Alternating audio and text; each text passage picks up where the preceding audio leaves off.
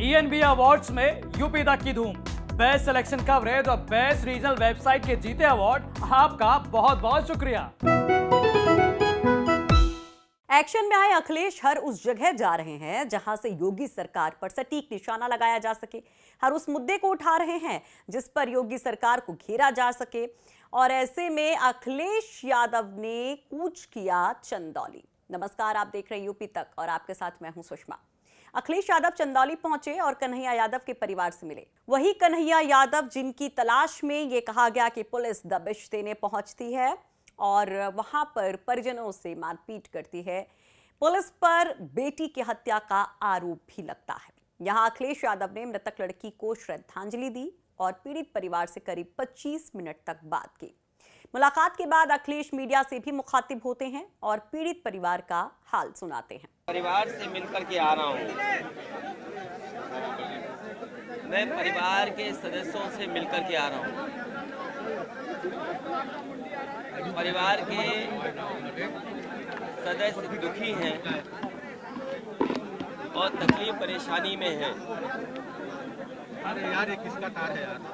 उन्होंने अपने बेटी खोई है और उसकी बहन अभी भी उस सदमे से बाहर नहीं आ पाई है। उस सदमे में इतना परेशान है कि अभी तक वो ठीक से खाना तक नहीं खाया उसने। जो नर्स उसकी देखभाल कर रही है, और मैंने उसके परिवार से पूछा तो बताया कि बार बार रोने लगती है और वही घटना को याद करती है। पूरे देश में ऐसी घटना नहीं हुई होगी कि जहां पुलिस घर में घुस गई हो और दबिश के बहाने दबंगई की हो। ये उत्तर प्रदेश की पुलिस दबिश में नहीं आती है। उत्तर प्रदेश की पुलिस लगातार दबंगई कर रही है और जानबूझ करके पुलिस ने उनके पिता पर पहले मुकदमे लगाए और राजनीतिक दबाव के कारण जिला बदर तक किया गया। वो अलग विषय है कि उसके पिता के ऊपर कौन लोग जबरदस्ती और जानबूझ करके प्रशासन से, पुलिस से मुकदमे दर्ज करा रहे हैं। उसे जिला बदर तक कराया। लेकिन सवाल ये है कि पुलिस को ये अधिकार किसने दिया कि पुलिस घर में घुसेगी और इतनी बड़ी संख्या में आएगी पुलिस और जो कोई घर में होगा उसके साथ मारपीट करेंगे। जो बेटी की जान गई है। अखिलेश यही नहीं रुकते हैं, वो इस मामले में पुलिस या जांच पर सवाल उठाते हैं और खाकी पर कतई एतबार ना होने का आरोप लगाते हुए सिटिंग जज की निगरानी में इस पूरे मामले की जांच की बात कहते हैं। मैं कहना चाहता हूं कि जहां परिवार की सुरक्षा हो, उनको सुरक्षा मिलनी चाहिए क्योंकि पुलिस से ही खतरा है इस परिवार को। दूसरा, हाई कोर्ट के जज की मॉनिटरिंग में जांच हो। हमें सरकारी जांच पर भरोसा नहीं है। हाई कोर्ट के माननीय जज, सिटिंग जज अगर जांच करेंगे, उनकी मॉनिटरिंग में जांच होगी तो परिवार को न्याय मिल सकता है। ये सरकार वो है जो कुछ भी कर सकती है, कोई भी रिपोर्ट बदलवा सकती है। अब तो बेटी का दाह संस्कार हो गया, अब क्या दोबारा जांच? तो चंदौली पहुंचे Akhilesh Yadav law and order के मुद्दे पर जमकर योगी सरकार को घेरते हैं। कस्टोडियल डेथ और फेक एनकाउंटर से होते हुए थानों में दलाली का सेंसेक्स बढ़ने की बात भी कहते हैं। सबसे ज्यादा फेक एनकाउंटर अगर कहीं हो रहे हैं तो उत्तर प्रदेश में हो रहे हैं।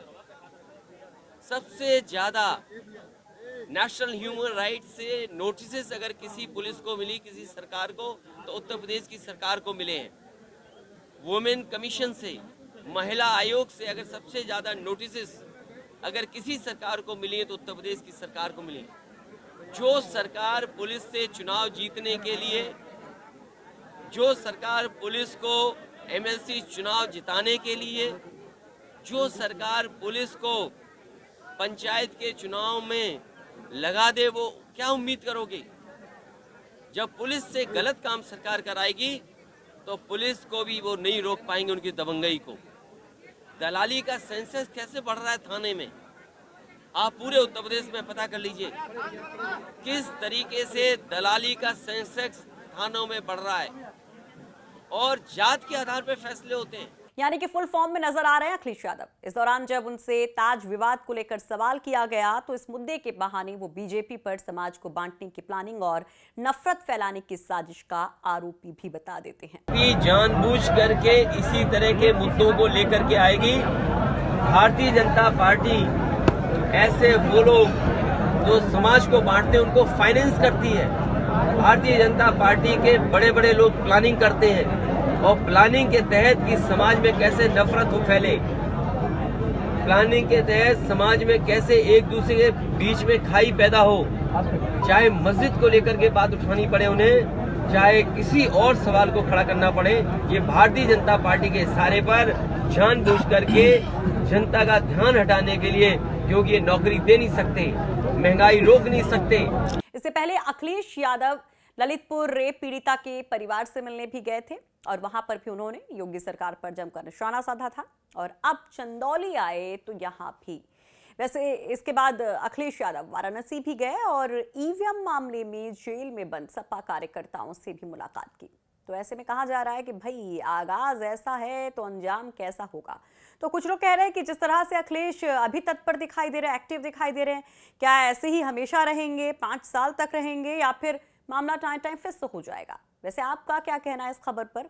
आप अपनी राय जरूर बताइए कि अखिलेश दे रहा है दुरुस्त है क्या, और आगे क्या अखिलेश इसको कंटिन्यू कर पाएंगे, और क्या जैसे महंगाई और बाकी बेरोजगारी जैसे मसले क्या उनको जन आंदोलन में तब्दील कर पाएंगे। तो तमाम खबरों पर निगाहें रहेंगी हमारी, आप तक पहुंचाते रहेंगे। यूपी तक देखते रहिए, तफसील से खबरों को यूपी तक.in पर पढ़ते रहिए।